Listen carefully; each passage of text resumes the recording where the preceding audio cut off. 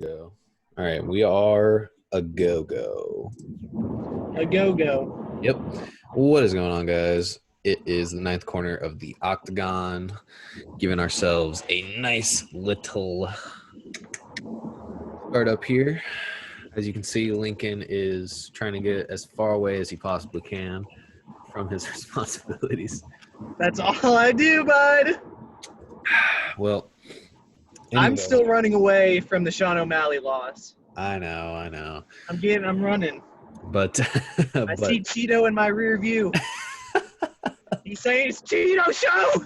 yeah, dang old Cheeto. I mean, yeah, man, he's in everybody's rear view now. But Yeah, he is. before we get there, obviously we've got something big to talk about. We've got the main event of UFC 252 that dropped yesterday night, and we have got DC versus Stipe 3, the conclusion to one of the greatest trilogies in UFC history. What did you think? I think Stipe is the king of the heavyweights. Yeah. And really, yeah, I mean, like the fight itself was probably really great. It was probably just as great as the first two. Um, I mean, it really seemed like in this one though that Stipe was definitely on his A game, even more so. There was not really a need for him to make any kind of adjustments like he did in the second fight. Obviously, he's not getting knocked out like he did in the first fight. Yeah. I mean, he's still getting caught by a lot of those clinch, hooks from DC, but it didn't present itself as nearly as big as an issue, even though he did get rocked in the first round. He did, but I think Stipe's his biggest adjustment was adding on to his adjustment from the last fight. Yeah, Because he knew that whenever whenever DC was gonna clinch up, that he was gonna throw some strikes whenever they broke. So yeah, instead, he pushed him against the cage, made him work, tired him out, and just let his hands fly whenever they didn't. exactly. Yeah, it was pretty great. It was a pretty amazing fight. DC, I mean, he still came out and he did his thing. Before we get to like what was like the big controversy, quote unquote, of this fight, one of the things that I really wanted to discuss was the end of the second round, which for me was probably the biggest turning point in the fight. It And was. it was, for context, it was pretty even, back and forth in the fight. These guys, like DC likes to say, they're going tip for tap, doing pretty well. DC And kind of drops him at the end of the first. yeah, he really caught him with a right hook. Um, and it was just like with what I'm about to say, this was right at the end of the round, so there left little room for capitalization, but it still did a noticeable amount of damage, probably the most amount of damage DC managed to do the entire fight. I mean, even in the first round, he still got a nice little takedown, was able to um, not really work a whole lot with it, but it was good to get that early on. And I mean, that's just how it seemed to work with these trilogy fights. DC gets the takedown early on, just like in the second fight, except there wasn't really a whole lot of flash or flair to it. But that being said, anyway, back to what I was saying. In the second round, probably the biggest turning point was when Stipe had run Daniel Cormier up against the fence. Daniel Cormier is trying to step away. He's trying to get out of the line of fire from Stipe, and Stipe was able to chase him down, catch him with one of these right hands, puts DC down. DC actually kind of he's moving his head. He's trying to get out of the way, but he does get caught, and he does kind of go down. And Stipe obviously swarms all over him, and then DC his legs kind of go out from underneath him. Um, It was and really, very reminiscent of the end of the second fight. yeah, yeah. I mean, it really was, because at that moment we were, at least I was, gasping to myself like, oh my god. I Yeah, mean, I this I is it. I was sitting down and I stood up. Yep. And really all DC was left to be able to do was just, Hold him there for the last like 5 or 10 seconds. yeah, really just sit back and hope and pray that the ref doesn't call it. And Mark Goddard, one of my favorites, did some good reffing, and he let it just run out the last 5 seconds because obviously DC was he was still there. He was just holding on, trying not to lose, that fight right then and there. And, easily, we all know easily Stipe could have just taken an extra step back, not let himself crowd DC to let DC hold him in and prevent Stipe from finishing him. But if Stipe had just not been so overzealous to get that finish right there, then he easily could have, stomped DC right then and there with a few extra hooks, a few extra hits, and then Mark Goddard would have had to stop it because DC's unconscious. But then the next comes the controversy. Wait. Before that, because when DC gets up after he gets knocked down, he stumbles a little bit. And for me, what was one of the most interesting parts about the fight was that he waddles back to his corner and he asks his corner, "Did I go down? Did I get knocked down?" And they're like, and they full on lie to him and say no, even though that's not what happened. Yeah. And it seems to me that with DC's corner, at least over the course of this trilogy, have been kind of gaslighting Daniel Cormier in the sense that he'll ask them, for instance, in the second fight, he asked them, "Am I winning this fight?" And they're just like, yeah. Or am I losing this fight? No. But here, in an instance where it was extremely blatant what had happened, and Daniel Cormier hadn't really recovered yet, is just like, did I go down? The correct answer should have been yes. Yeah, you did. You almost lost. But I mean, maybe obviously they don't want to be like, well, you almost just got knocked the fuck out. You almost just lost. But I think they do want to illustrate to him that, this is your last fight and you almost just got put away in the second. There has to be there has to be more, what's the right word?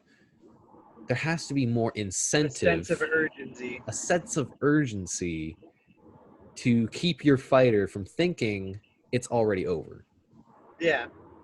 And so it was, and then obviously by the time the third round starts, DC still hasn't fully recovered. And Stipe recognizes that, and Stipe didn't really get a chance to capitalize fully in the third round. So it kind of just became a round where each fighter kind of got to take the round off. And it really allowed, in my opinion... That's what the commentators were commenting on. Yeah, it really gave Daniel Cormier, I think, just enough amount of time to be able to get some kind of energy back to recollect his bearings, because he definitely got rocked there at the end of the second, and it definitely did the damage. And he was able to just hold on to hold on to Miocic, pummel a little bit, just rest up against the cage, and just kind of hold Miocic into him. And now we will get to that controversy because it was at the end of the third round did Stipe Miocic, like you said, full on inserted his knuckle, his finger all the way up to his knuckle into DC's eye. He was going for a 3-knuckler. Oh, man. Oh, geez. Yeah. Geez, check this out. Hold on a second here. Yeah, look at that. Oof. I bet there's a better picture here. Yeah, I mean, this is a full scale picture. I mean, it just oof. And here's the thing. Okay, so historically speaking, when it comes to this trilogy, Daniel Cormier has been the eye poker. He has. And the round before, in round 2, he got it was round 1. Was it? I thought it was right off the bat. It was literally like 40 seconds in or something like that. That's amazing. So then this is the point where Stipe was just like, all right, let me channel my inner John Jones. Yeah, I mean, he full on bludgeoned that eye. And now, it is like I said, historically speaking, DC's always been the eye poker. And that was like a big thing going into this fight. Was Steve was like, just watch the eye pokes. I don't want to have to deal with the eye pokes. First round was DC do pokes him right in the eye. Obviously, nobody's intending to do this. This is all accidental. Um, but this does end up being a huge hindrance on Daniel Cormier throughout the rest of the fight because once the third round is over, he can't actually see. He literally cannot see out of his eye. And what's even more, really even worse about it was that Mark Goddard did not see the eye poke when it had happened. He even told him to keep going. Yeah. But, good.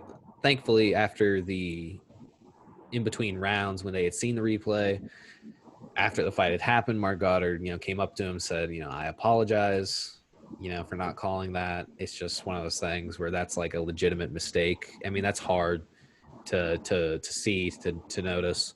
But that's what happened. And as you guys can see, right, I'm trying to move our shit right here, Daniel Cormier's eye. I mean, just look at that. Oh my God. All swollen shut. Yeah. I mean, it's literally, he said, here, hold on a second. Let me pull up the statement he had made in his post-fight interview with Joe Rogan, where he kind of where they talk about it, and you kind of understand the severity of what had happened. All right, he did a good job of not overextending himself and not giving me positions to go get the leg. Now let's go to the eye poke. I mean, look at my eye. It's pretty significant. Yeah. It's pretty nasty. I couldn't see the rest of the fight. How is it? You don't see right now? I can't see anything out of my left eye. Black. It's black. So wow. I mean, it is what it is. It is what it is. Yeah, it doesn't matter. I mean, I told Mark that he poked me, but he said he thought it was a punch. But then after the fight, he said, yeah, I saw it on the replay. So I just can't see out of my left eye. So it doesn't matter or whatever. It is what it is. Yep. What are your feelings? Yeah. So to quote Max Holloway, it is what it is. Yeah, he's taken from the blessed one right there. Yeah. I mean, he's also he took it in stride, and really like a fucking man, he just fought 2 more rounds with literally only one eye working. Now he's got to get the surgery that Stipe had. Yeah, it's going to be wild, which brings me to one of my next points I wanted to make. For a lot of people, when this happened, obviously I'm one of those people that is like, yes, I'm great. Great for Stipe. He won. He's like the greatest of all time now. And then you've got me on the other hand. I'm like, man, sucks for DC. I really respect his legacy. He didn't get this Cinderella story he wanted. No, but a lot of people say that in the first encounter between the two gentlemen, that the reason DC won is because of the eye poke in that fight that blinded Stipe, and that's what opened him up to the right hook from DC that knocked him out. Interesting. Yes, because apparently when that had happened, he did tear his retina. And now DC's retina is probably teared. Probably. But I'd also like to say that I don't know how much. I mean, I think that a lot of that had to do with just the fact that DC set up the hook so perfectly.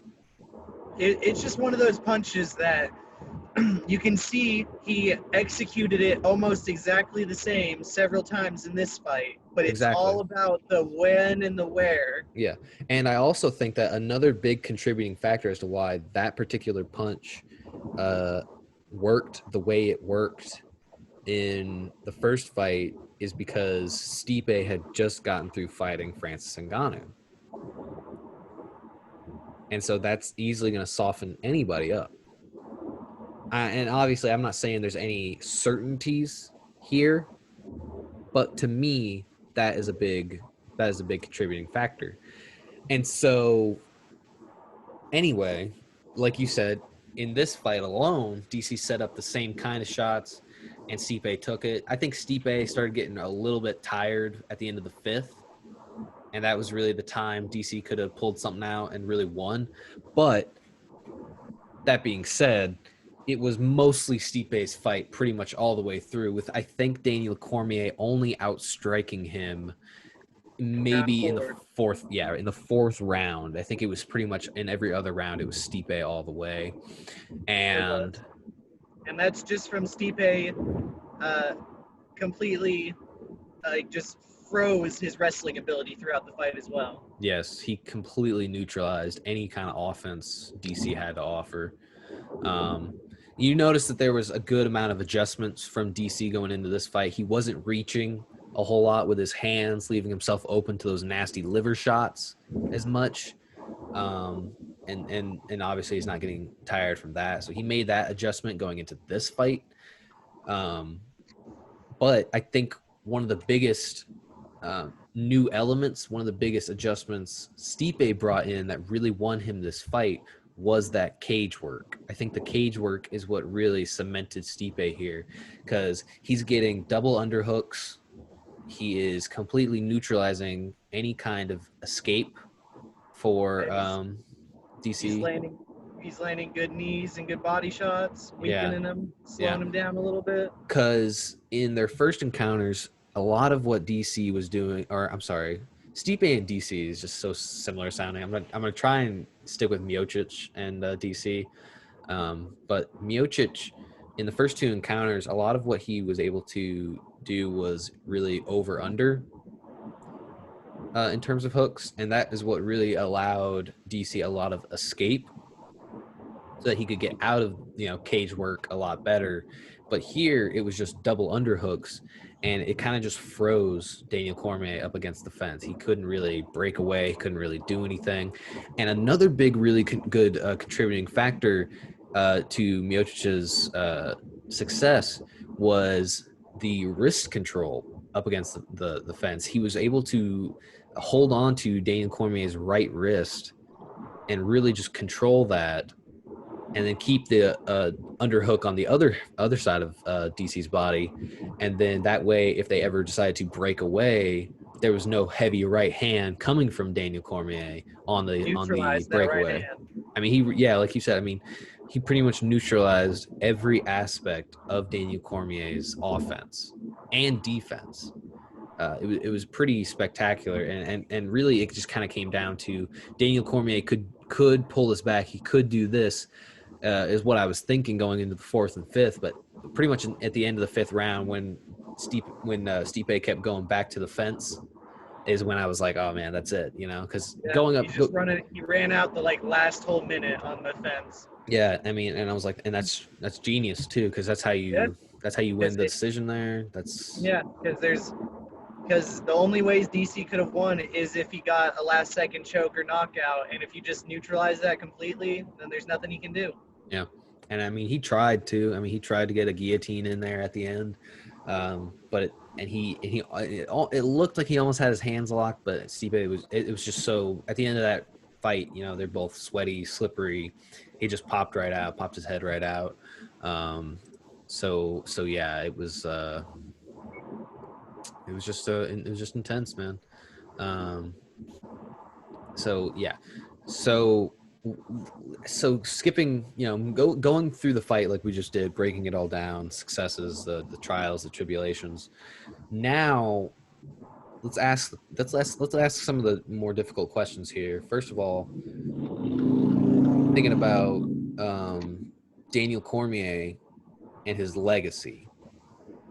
How do you think going out on a loss in a trilogy fight in an arena with no people in it, how do you think that affects his legacy, if at all?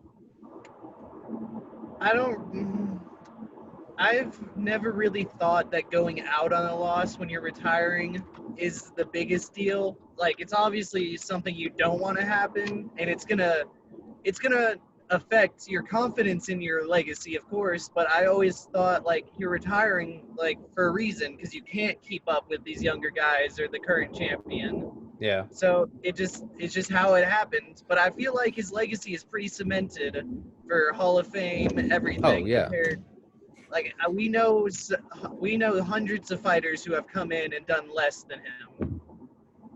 Yeah.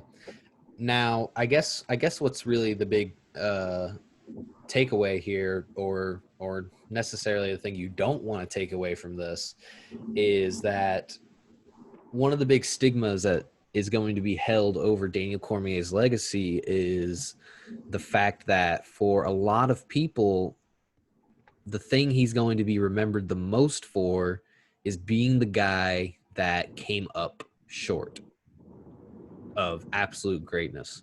He came up short in collegiate wrestling. He came up short as an Olympic wrestler, only getting the silver medal.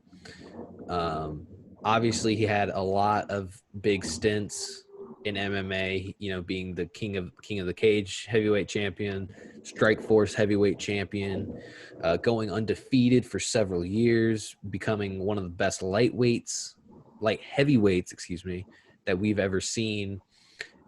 But then comes up short in his fights against John Jones, the greatest mixed martial artist of all time, possibly, and then coming up short again with Stipe Miocic 2 times consecutively.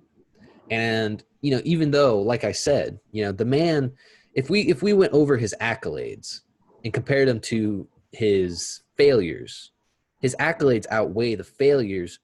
But when you're the guy that is on the losing end of 2 of the greatest fighters of all time, in Miocic and Jones, there's not necessarily saying it's you or I's opinion, but there are those people out there that will constantly joke, meme, and generally just put down what Daniel Cormier has built over the course of his career.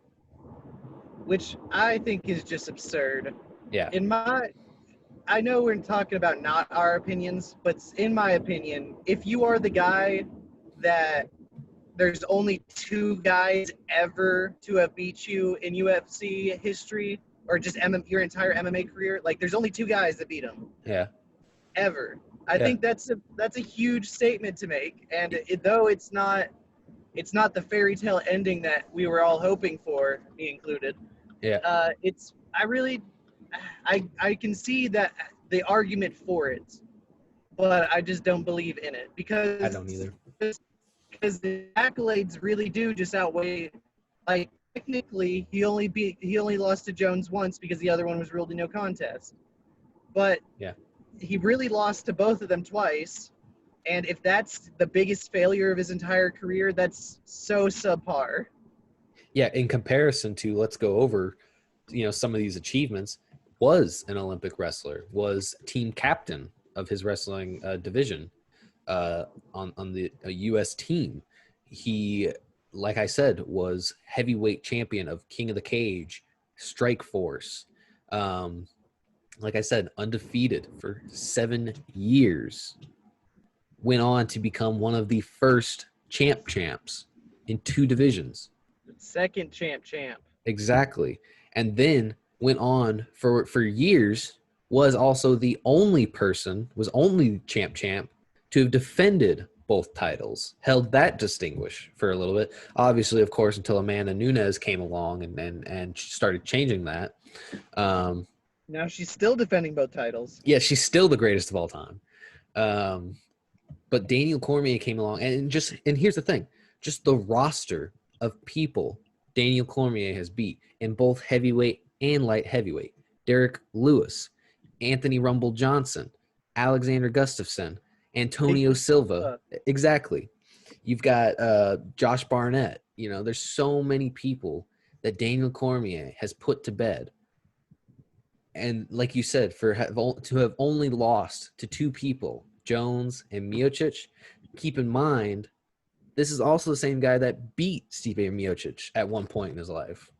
Exactly. And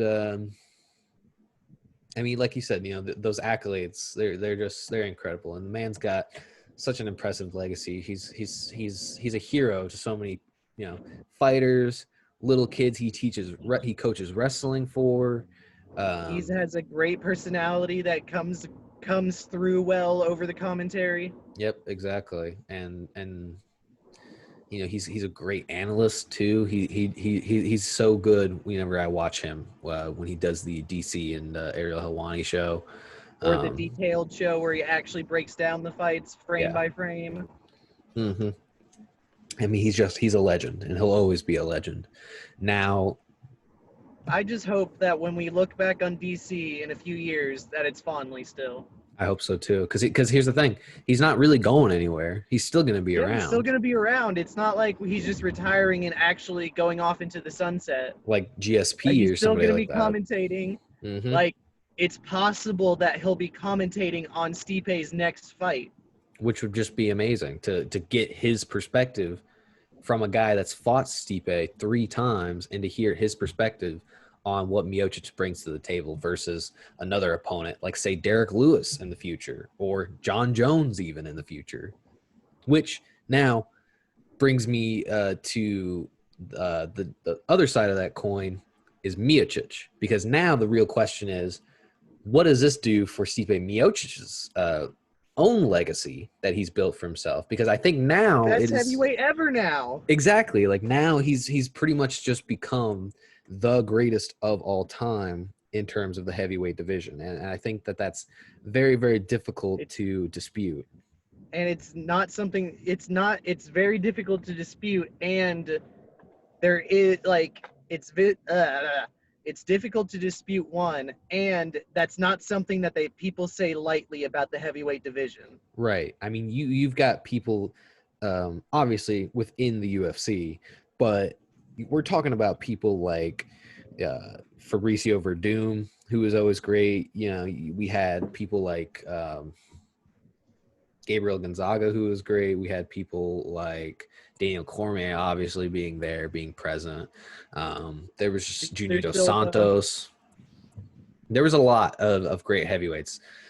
Even before Miocic's time, like, Cain Velasquez obviously was considered one of the greats at one point in time. And he ruled the division for a while. Obviously, we had people like Frank Mir in the mix, who is another person Daniel Cormier has a win over, which just shows his incredible grappling skills. But here is just a small list of people that Miocic has assassinated in his roster. Daniel Cormier, obviously, twice now. Francis Ngannou, which I think is probably one of the biggest modern ones that we have.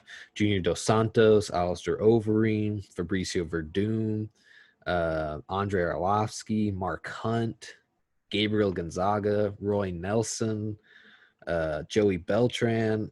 I mean, this guy is somebody else. He really is just a different breed of toughness that I don't think anybody's going to be able to really get past. I mean, he's had, count them, 1, 2, 3, 4, 5, 6. He's now had 6 title defenses. Or no, I'm sorry, that would be 5 title defenses, 1 loss, and then 1 recapture of the title. Yeah. So no, that would be 4 title defenses, 2 captures, capture from Verdum, and then recapture from Cormier, 1 loss to Cormier, and then those 4 defenses. So he's defended him more than any heavyweight ever already. It's just impressive to see how much a title like that changes hands over the year. A really good video for all you people out there to watch is actually go on the UFC's official YouTube channel and check out this video that they posted that tracks the history of the heavyweight title from all the way back whenever they first had the belt. Yeah, they have them for every weight class now. Yeah. And it's amazing. It's crazy because then there's people that you forget about. Yeah. That you were just like, oh, yeah, they were the champion before. Or, yeah, they had the interim title. Like, yeah, back when they first started those. Like Big Nog. He had the interim title for a little while. Never unified it, unfortunately. And then it gets around to whenever Brock Lesnar, was champ. So it's just a good watch. And that's fun for me to watch because that's like when I first started. Right. Is whenever Brock Lesnar was heavyweight champion. Right. Yeah. So definitely check that out. It's pretty great. So anyway, I think the final questions I have regarding the main event here are obviously a lot of the stuff that came out after the event happened. And first off, or realistically speaking, I want to say, who do you see being the immediate matchup for Miocic after the fact? For me, it is Francis Ngannou rematch. That's what I'm thinking. Yep. I mean, Francis Ngannou has already proposed hopefully having their matchup be the final event on the final card of the year. So sometime in December. That'd be a fun one to go out on. Yep, that would be pretty interesting. I don't know, though, because it makes me think that Miocic is probably going to need a little bit more time to prepare for someone like Francis Ngannou the second time around, because Ngannou's always evolving as a fighter. He's getting stronger every day. Made to steel. Yeah. And then you have to think on top of that, for the past 3 years, Miocic has fought the same guy. Yeah. So he's probably not going to be acclimated to fighting a new Somebody opponent. Who's bigger. Even though he has fought Ngannou before, like I said, over that past 3 years, Ngannou has evolved. So it's definitely going to be it's going to be a challenge. But I do see that being the next immediate matchup for Miocic. Now, on the more fantasy element side of this, Jon Jones has now suddenly hinted that he is going to be making his move up to heavyweight, and that he is going to be gunning for Miocic at one point. All right. Let's see it happen, John. Yeah, I mean, from what I've, He talks a lot is all I'm saying. Yeah, between Joe Rogan and John Anik, they had an interesting back and forth, right before the post show took place, in saying that, and Dominic Cruz, excuse me, he was present in that conversation. Joe Rogan's talking about, you check out Jon Jones' Instagram page. The man is constantly weightlifting. He is really bulking up. And then you've got Dominic Cruz saying, this could just be the thing that Jon Jones needs in order to hit that other stride, a new stride in his athletic ability, because after a while it seems like Jon Jones's ability to actually give a shit about the stuff that he does in terms of fighting in the UFC and stuff has kind of dwindled over the years. You don't really see him at his peak physique, his peak level, when he fights guys like Dominic Reyes, or he fights other guys like that, people that in a way he knows he can beat. Yeah. No matter how close the result ends up being, at the end of the day, it just doesn't give Jon Jones a reason to try any harder. And so moving up to potentially fight the baddest man on the planet could just be what he needs to hit that next stride. But holding out, obviously, I think that the best next solution is Ngannou. So we'll see what happens with that. Anyway, moving on. We have got the thing that I know you, for a fact, have been waiting for. Where is he? Where's Tito? Where is he? This is insane. This was pretty crazy. All I'm saying, Sean O'Malley beat himself last night. I feel you. I understand what you're trying to say. Because I feel like he fucked up he got in his own way. Yeah. Now, elaborate. What do you mean by he got in his own way? So what I noticed him doing a lot is he tried to start really, really fast and do as many feints and hand movements and footwork as he possibly could. And I feel like he really just started too early and was trying to be too flashy, too exciting, too main event, to actually like be focused on where he was here and there. All right. And in doing so, he made a simple, dumb mistake that really cost him the entire fight and probably cost him a few months of recovery. Yeah, probably. I mean, there's no doubt in my mind, honestly, that he could potentially be out for the rest of the year. Yeah. I mean, he was on a hot streak there, but this definitely, I think, killed the hype train. Now, I want you to look at this because I thought this was fucking hilarious. So, I was on Reddit, like we are right now, and somebody on Reddit had posted, everyone's eyes are on the main event, but for me, I can't wait to see these two go at it. These two obviously being Cheeto and Sean. Sugar Show. Yeah. And then I had actually commented, I had said, hopefully with all the hype, it doesn't turn out to be a dud.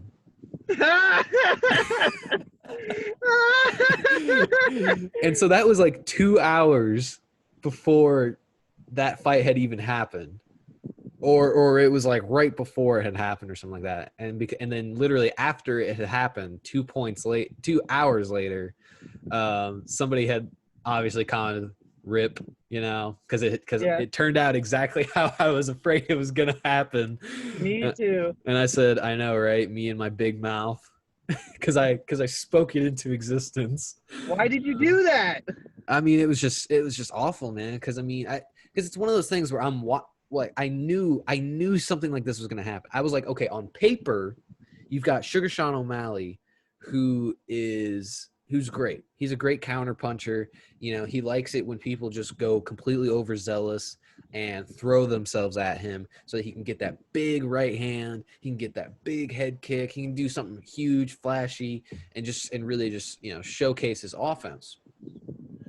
But when it came to Cheeto, I was like, okay, this is going to be Sean's biggest challenge yet. And this is like super hyped up. People are super excited for this. Sean O'Malley has dyed his hair to be the same color as the Ecuadorian flag. I mean, everybody's talking mad shit. It is just going ham. And I thought to myself, man, this is going to be one of those times where it doesn't work out at all how anybody wants it to work out. You know, it was one of those things where it was like, oh man, Sean is either not going to win or he's going to win by some means that nobody wants him to win by. And it was going to be vice versa for Vera, because it was going to be one of those things where either Vera loses and all his fans are going to be upset, or he'll win, but it is not going to be by a way most people are going to accept, you know, because when you see it, my first thought when Vera won was I was actually upset for him, not for Sean. I mean, I was upset for Sean because I was like, man, you hate to see somebody get injured like that, and it just fucks up the whole fight for him. It just ruins the night, and it ruins their perfect record. And for that to be your first loss, that sucks. I hate that for the guy.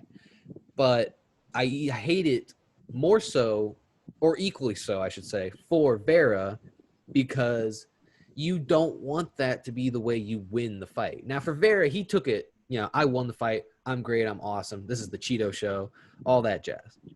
But for a lot of people, they're going to discredit. Exactly. They're going to discredit that victory and say the only reason he won is because Sean O'Malley twisted his leg, fucked his leg up. Let's go ahead and let's take a look at the twisting here. This is in fast motion, so just bam. Yeah. Now, it's cool because Sean O'Malley really tried to like play it off like that didn't just happen. Yeah. And Cheeto's kind of like walking away like, oh my God, I got you. I got you now, bitch. But yeah, they went to go at it after the fact, but let's look at that and try and do this in slow motion. Yeah, so he comes in to do like a fake or something, and his foot right here is kind of, make this full screen, is kind of caught right here. His toes were basically glued to the mat before he even ended up moving. Oof. Oh, nasty. I don't like it. I don't want to watch it anymore, Garrett. Stop. Nope. One more time. That's where my entire night went down. So he goes in, steps over his own toes like that. And I've seen this so many times where like the ankle is the thing that's gonna oof. And really what my ankle is hurting right now just talking about it. And this is the you probably know more about this than I do, but we learned after the fact, this basically reopened an injury that he had all the way back in 2018. Yeah, that put him out for a while. I forget who he was fighting. I'm sure you could pull it up in a sec, but he went for a high kick and it got blocked, and it broke his ankle pretty much or fractured his ankle. Yeah. I mean, he comes in, boom. Yeah, that's gonna fucking kill your ankle, man. Yeah. Especially, I mean, if you didn't already have an injury, you got one now. You know what I mean? Yeah, and it's possible that he could have injured it during the lead up to the fight, and then this just really like broke it. Yeah. Now that was only with about 2 minutes left in the fight, in the round, I should say. Now, one of the craziest things is that Vera and some other people are of the opinion that it was actually an injury that had kind of opened itself up when he checked his kick. When he checked his kick, something like that. Which I believe it could start that injury, because then you're not feeling as like you're not as loose and as forward moving as he wanted to be, and that's when he actually injured it. Yeah. Is whenever he tripped on himself. The person he fought back in 2018 is Andre Sukamth. Sukamthoth. Excuse me, I didn't mean to interrupt you. That's all I got out what I was trying to say. I was more of agreeing that was the person I was thinking of. I just couldn't remember it. Yeah, he and now for the Sugar Show comes back 2021 better than ever. Yeah. I mean, Sean O'Malley definitely tried to fight through whatever it was he was going through. It was very reminiscent of when it first happened. Very similar to how he just backed up to the fence. Yeah. There we go. Sorry. The footage had stopped working, but yeah, there he is in all his he was definitely in a lot of pain in terms of the ankle. The fight was stopped due to TKO from elbows and punches to ground and pound. Now, kind of an early stoppage, but with everything going on, I agreed with it. Yeah, I think it was kind of like you don't want him to have to go through the rest of the fight. You don't want 3 rounds of him limping on a broken ankle. Yeah, I mean, he was doing the best he could, but once it got to the ground, there was no way he was going to be able to fight his way back up. And really, it wasn't even that Cheeto took him down. It was that Sean O'Malley could not put any weight on that back leg. So when he stepped away from Cheeto to try and get out of the way, he just went down. He couldn't support himself. And really, it was kind of like a mercy stoppage on the ref's part. Now, a lot of people were like, well, if that didn't have anything to do with it, then it's an early stoppage. Well, it was an early stoppage not because of the damage he was receiving from the elbows. It was an early stoppage because this was an indicator of where the fight could eventually go had it not been stopped and had that ankle injury persisted, because then he would have just been kicking it. Yeah, he would have been kicking it. Even if Sean O'Malley was like, okay, I'm going to keep it behind me, all Vera has to do is continue forward pressure, forcing Sean O'Malley to, backstep hard to get away as fast as he possibly can. I mean, there's just no way you can recover from an injury like that mid fight, and really it was just you had to do it. So it's one of those things. Hopefully it comes they out. both continue their illustrious careers after this without any what's the best word? Like, it didn't soil any of their fights that they will continue to have.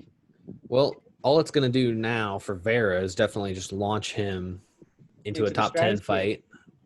He's looking for that top 10 opponent because he got the clout that he needed.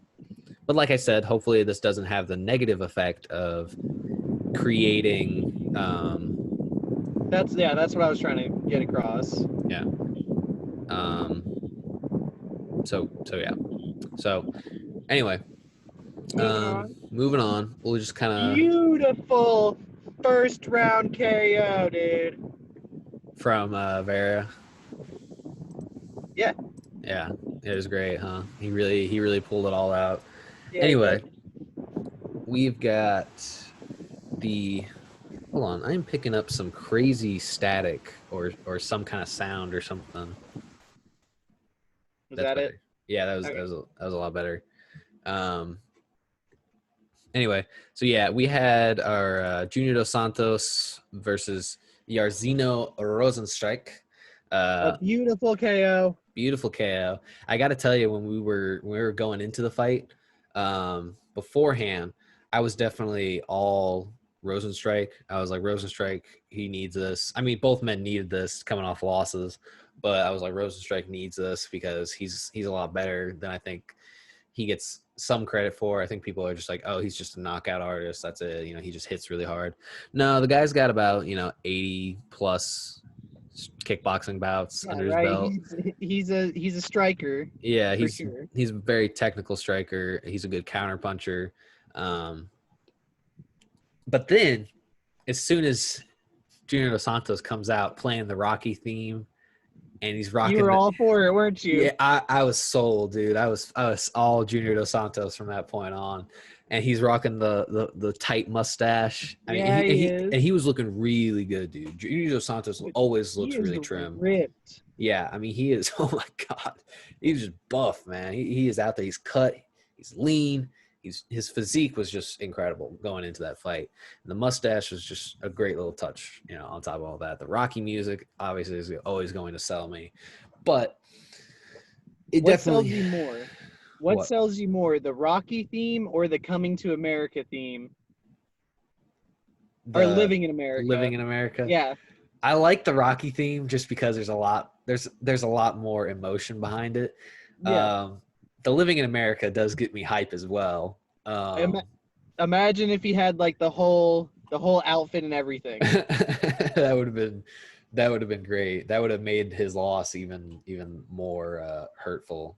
But yeah, he did unfortunately lose. He did unfortunately come out into the second and get knocked out. It was definitely one of those fights where at first it was like, oh man, they're a little trepidatious here. They're being very cautious with what they want to do. And then once the knockout happens, it kind of just hits you and you're like, oh yeah, because it has to be a chess match between these two guys, because these are two gentlemen where one punch could make the difference. That one series of combinations could just shut the lights out and that be it. And that's just how it is in the heavyweight division with guys like these. Rosenstrike, guys like Dos Santos. I mean, that's just how it goes. And really it just kind of came to Rosenstrike being able to put the pressure on when he needed to and fake the 1-2. I like the way Dominic Cruz put it. He said he faked the 1-2 and went for the 5. 1-5. Yeah. Yeah. And I was like, that was great. I love. And that's kind of how that's how kind of sparring session lingo kind of goes sometimes. Yeah. I just love it when Dominic Cruz talks. He sounds like a mad scientist or something. Yeah, he does. But yeah, so we've got that. We had that. That was great. Gosh, I should probably turn on like some extra lights or something. Yeah, we're almost done, but it's okay. So yeah, so he hit him hard with that right hand and stayed on top of him, and that's kind of what took his legs out from underneath him was that right hand. But I mean, he kind of stumbled. He's getting back up though, but Rosenstrike is on his back immediately. And he drops him again with a flurry, hits him, and then that's the one where his legs just go out for good. And that's the one where Dan Murgliata was like, no. Get off him. Get off him. We're done. He's done. He's had enough. He's had enough. Check the tape.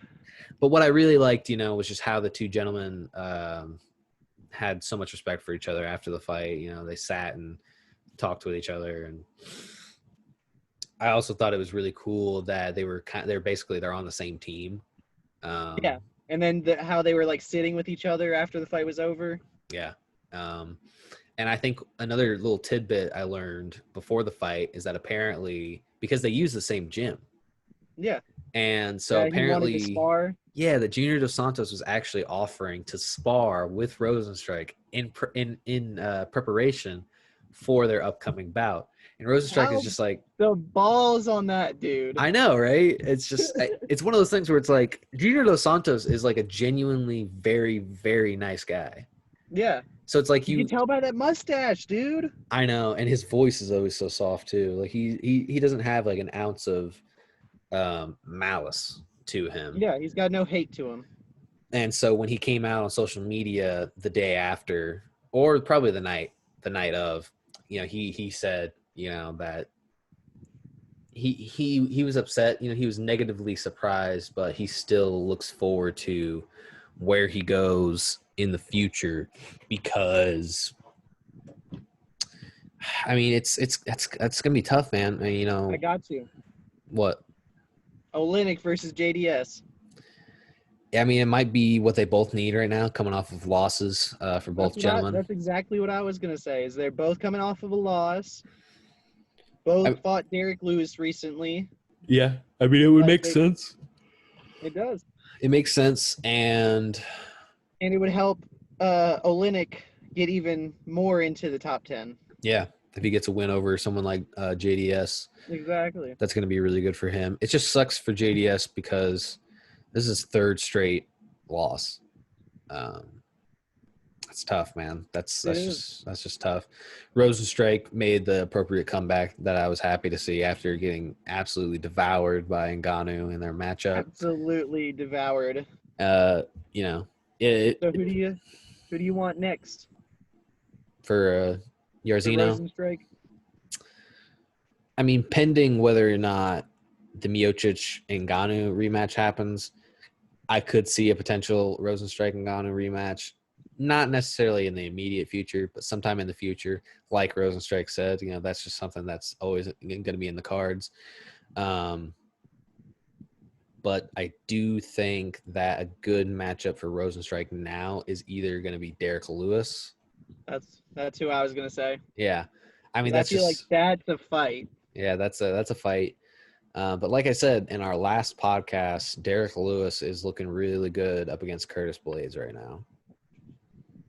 Yeah, for sure. So we don't know. Depending on what happens with Overeem and Sakai, there could be a potential Overeem Rosenstrike rematch in the future. I could see it. But yeah, I think those are the best options. Either Derek Lewis, Curtis Blades, Sakai Overeem winner. But I think Rosenstrike's probably going to stick with someone in the top 5 for his next opponent. He's going to be looking for. I'm not saying that he's going to, but I feel like he's going to want to fight strikers. Yeah. I feel like that's like the matchmaking that he's going to want until he's champion and doesn't have a choice. Yeah, pretty much. But, then again, it's not necessarily up to him to make that choice. Yeah, exactly. He did say, though, in his post-fight interview that he's really just looking for the fans to make the match for him now. He's not. Yeah, did you hear? I'm sorry, I didn't mean to interrupt you, but fine. Did you hear how it was either Dominic or John Anik that was just like, can you imagine if he called out Ngannou again? Yeah. I mean, that would have been some balls right there. That would have been. I would have died laughing for just a minute on just how funny it is that he called him out, lost, then wins, calls him out again. Yeah. And then I would have been so excited because I would have been like, all right, well, he said once he lost, he immediately went back to the drawing board. Yeah. So then he goes and wins. So then he's still at the drawing board making that equation to take out Ngannou. He could. Fingers crossed. We'll see what happens. Like I said, I mean, I'm definitely up for more Rosenstrike. He's definitely one of the most exciting people in the heavyweight division right now. And now that Daniel Cormier is gone, it just opens it up. Yeah, it really just it gets the train moving now. So in the future, we could potentially see Rosenstrike fighting for a championship, which would be killer. I do think he still needs to fill up some holes in his game. Like if he's going up against the blades, he definitely needs to work on that wrestling, that grappling. Your striking's already on point. Like I said, 80 plus fights in a kickboxing career. But you gotta have that ground game, even just a little bit. His takedown defense is probably good, but we don't really get to see enough of that in heavyweight, at least in his fights. But yeah, so good on him. Glad he's out here winning. Now we'll just move on to the last two fights we had right here, and here we have Herbert Burns versus Daniel Pineda. Now this is the shit right here that I just can't fucking stand. You want to know what grinds my gears? People missing weight, people losing fights. When your brother was almost a title challenger within this year. It's crazy, man. I mean, like, here's the thing. Daniel Pineda hasn't fought in the UFC for 6 years. Shows up on weight, wins the fight. I want him to I just want him to continue to go on this illustrious career just because I don't want to see Burns do any good now. And you know what else? He took this fight on 2 weeks' notice. He did? Daniel Pineda took this fight on 2 weeks' notice. What a guy! Cut 27 pounds in 2 weeks. And the other guy couldn't cut 3? What the fuck? It's just insane, They're just giving these contracts away. They really are. I mean, it's just... And here's the thing. Herbert Burns is a great fighter. His jiu-jitsu is really, really good. However, this marks what occurred in this fight, I think, it was actually perfectly illustrated in a previous preliminaries bout between Jim Miller and Vince Pichel. Yeah. Where you have a guy who's a jiu-jitsu specialist, and you have another guy whose grappling game is pretty on point. His own jiu-jitsu is pretty good. But his top game and his ground and pound outweighs the submission attempts. Exactly. Like you can grapple with somebody, but it's when you mix in those punches. It's when you mix in that ground and pound that really challenges their jiu-jitsu prowess. Because the difference between Burns and Pineda is Burns grapples with the man. He stays tight. He stays close to the body. Yeah, he's like anacondaing him. Yeah, and he's looking for that sub, but it really comes down to Pineda having equally as good grappling, able to reverse a lot of the positions, and then instead of sticking close to the body, trying to gain an even better position, he just ground and pounds him. And then eventually the positional advantages play out for themselves. And then he gets that perfect crucifix. Yep, the absolute best crucifix you could possibly get. And then just started fucking wailing on him, man. It's reminiscent of Daniel Cormier versus it was either Oezdemir or Dan Henderson. And then it was Oezdemir, and beat the shit out of him. And Herbert Burns just couldn't do anything about it. He really couldn't. He landed himself in a bad position. Whenever Pineda got top position again, it was because Herbert let him get there. Yeah. And it makes me wonder. Yeah, and it makes me wonder if that extra 3 pounds actually had anything to do with it. Had anything to do with the loss. Was there some kind of prior injury involved? Was there some kind of nutritional problem involved? Was there a discipline problem involved? I believe it was just poor training. You think so? And they could have also told him that they're not sure if he's going to have a fight. Maybe. I mean, okay. And then him. Yeah, I agree with that. And that kind of like I said, that comes down to just discipline. It does. That's what I was going to bring it back around to, is even if they say they're not sure if you're going to have a fight, you should still be ready. Yeah. Yeah.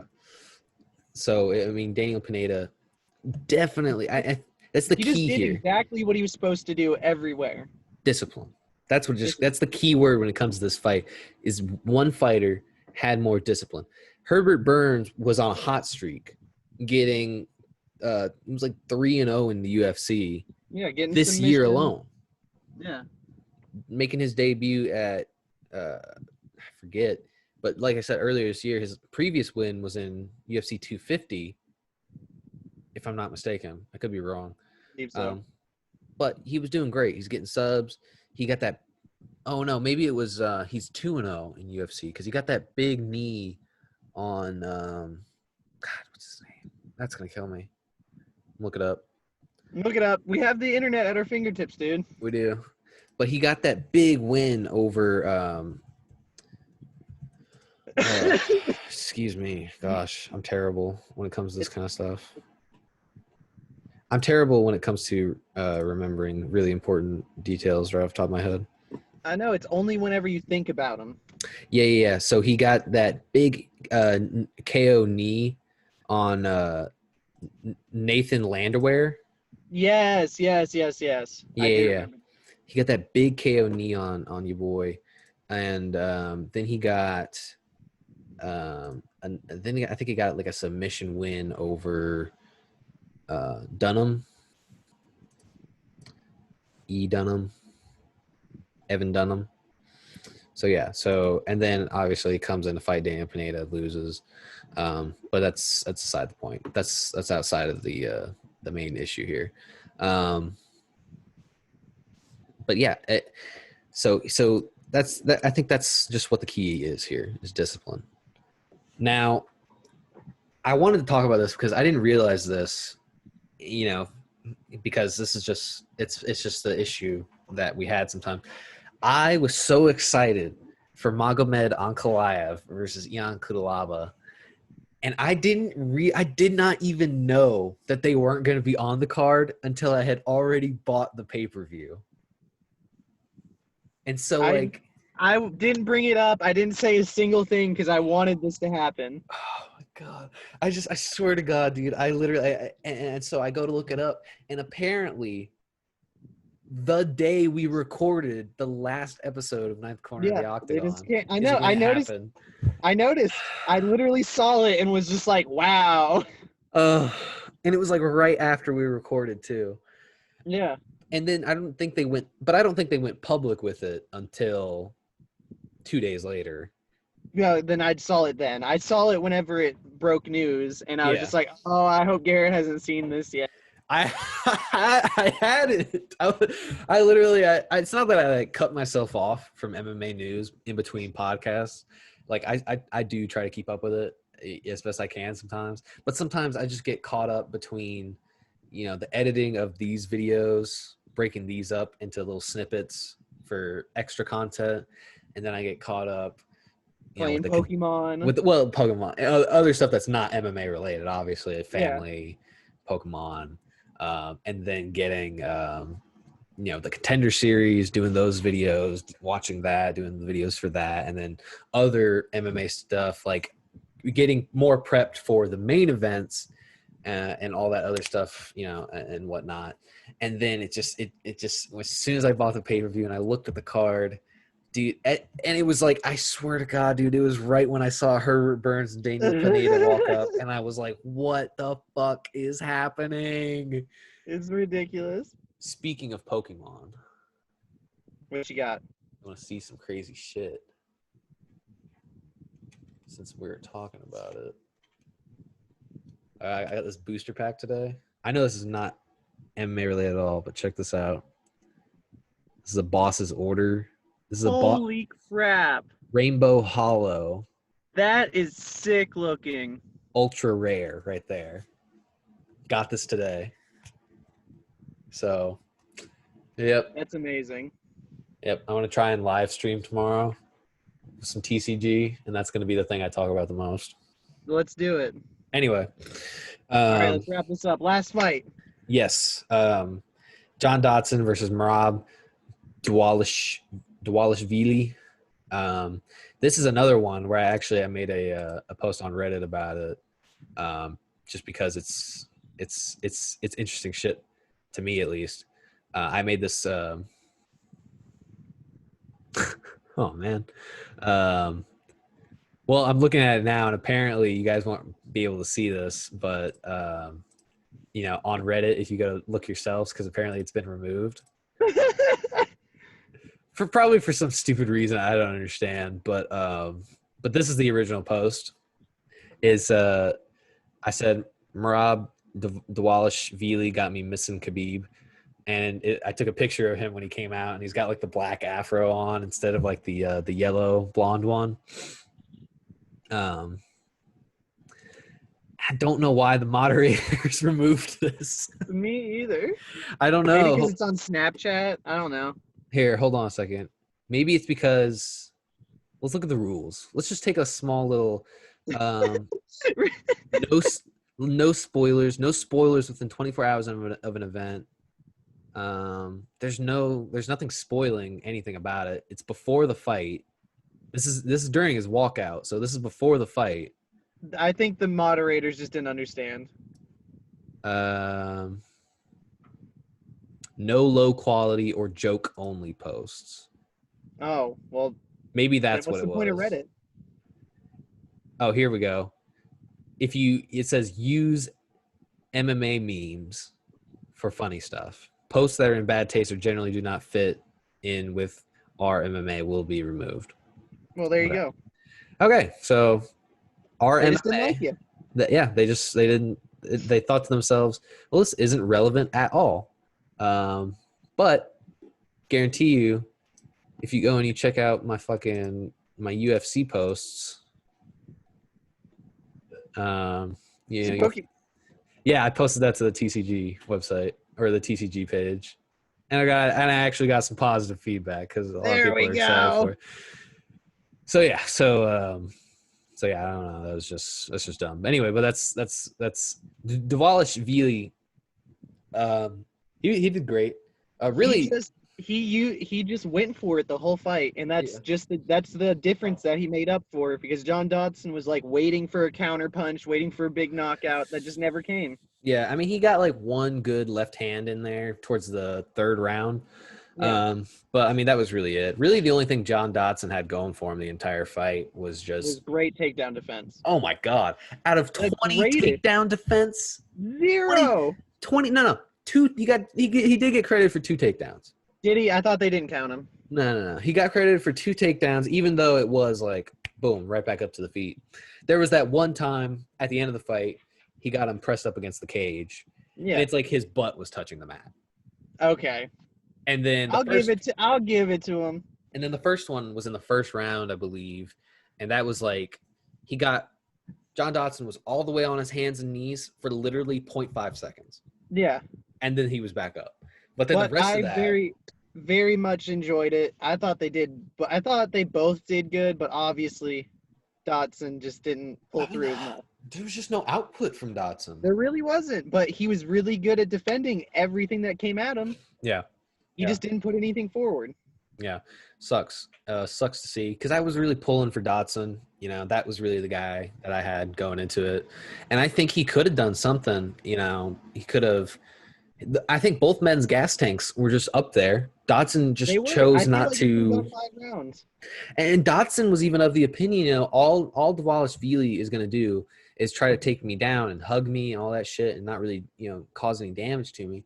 But the fact of the matter is that you didn't cause any damage to him. Yeah, and Marab actually had some really great combinations. One of my favorites was that spinning back fist right into a right hook.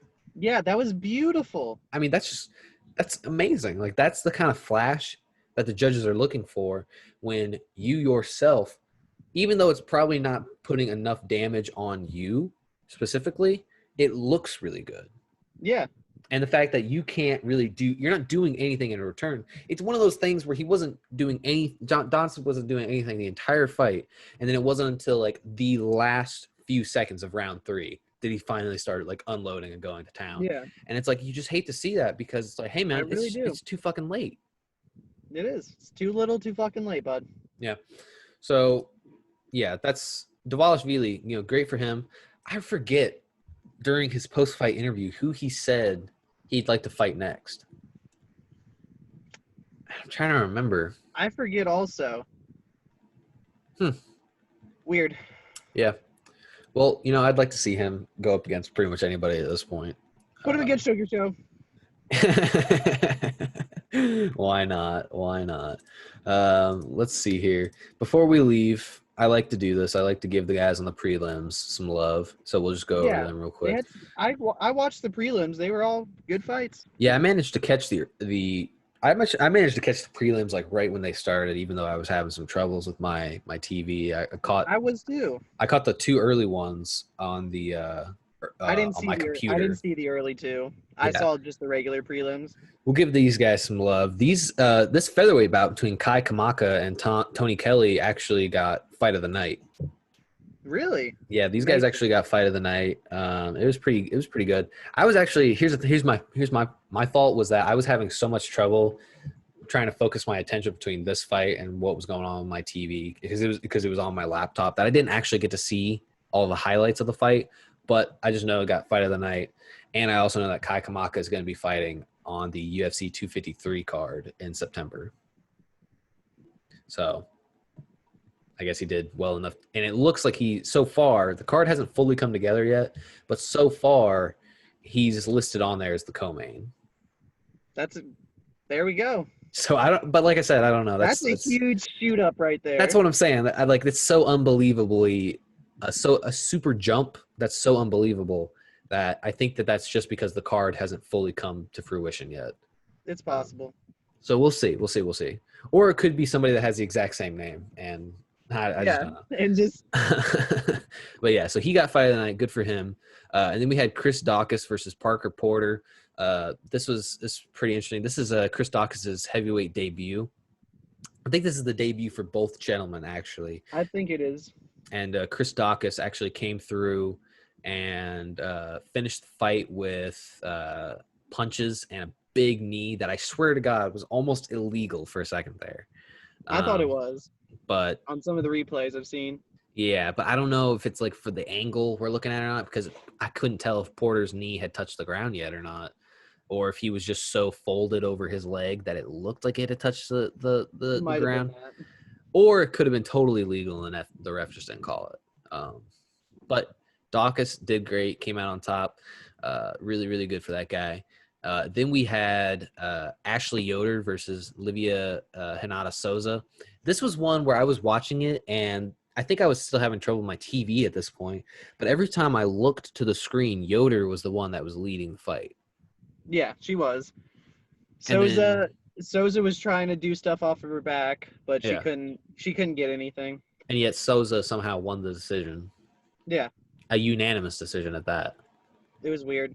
Yeah, so I wanted to say more about it, but like I said, I'd have to actually go back and watch the fight. I caught it at round 3, and I just watched the replays, and I heard what they were saying. Yeah. So, because I literally, every time I'd look up to my screen, Yoder's delivering a front kick right to Souza's face. I'd look away. I'd come back.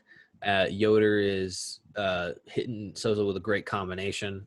But maybe that's my fault. I just didn't have enough contacts. But good for Souza.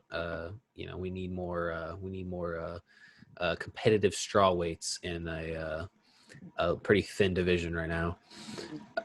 Then in the featherweight, we had TJ Brown versus Danny Chavez. This was another really good one. I think I wanted to say oh, no, never mind. I was going to say this was the fight that got a performance bonus, but it's the fight after that. Danny Chavez, anyway, he did a really good job. He got the good decision. It was pretty even at first, but I think one of the coolest things about this fight was just how much Danny Chavez was just kicking the leg out from underneath TJ Brown. And it was getting a huge welt on it. Yeah, I mean, it had like a freaking golf ball sized welt on it. Brown didn't care. He just kept throwing with the same leg. But Chavez, man, I mean, he's lightning fast feet there. So good for him. Great for him. And then another strawweight bout.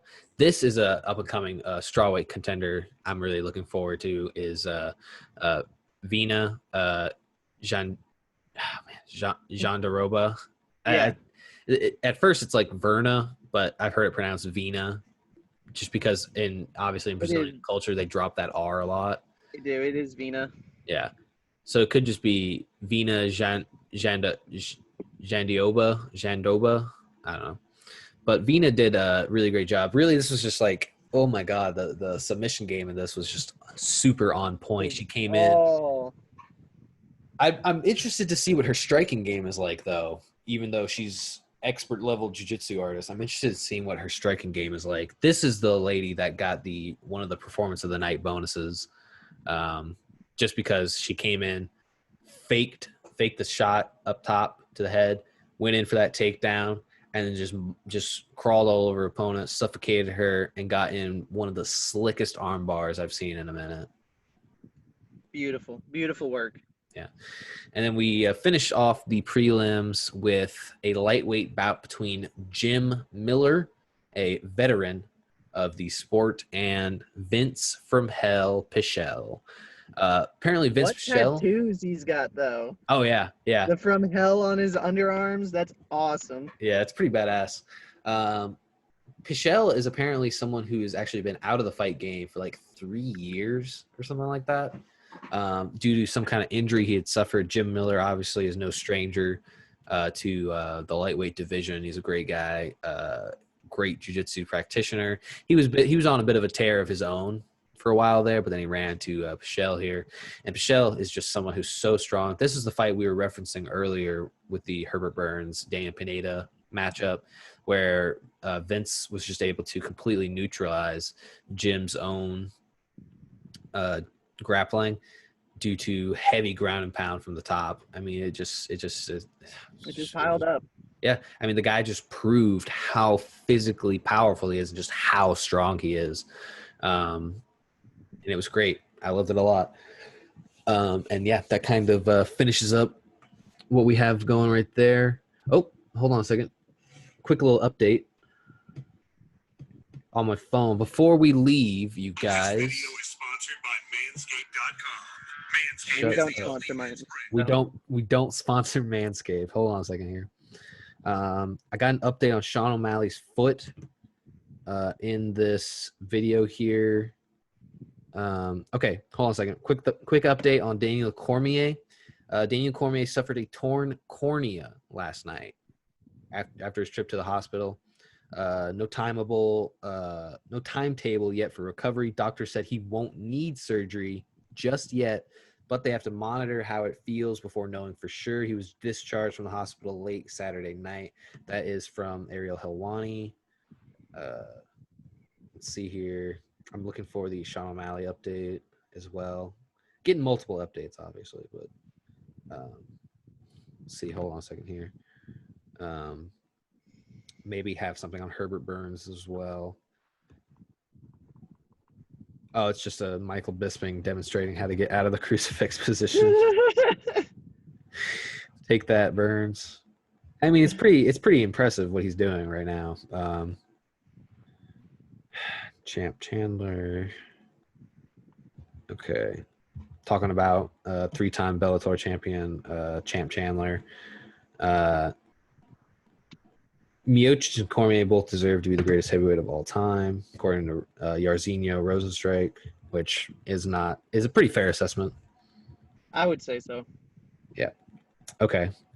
Now I think we've got the Sugar Sean update, perhaps.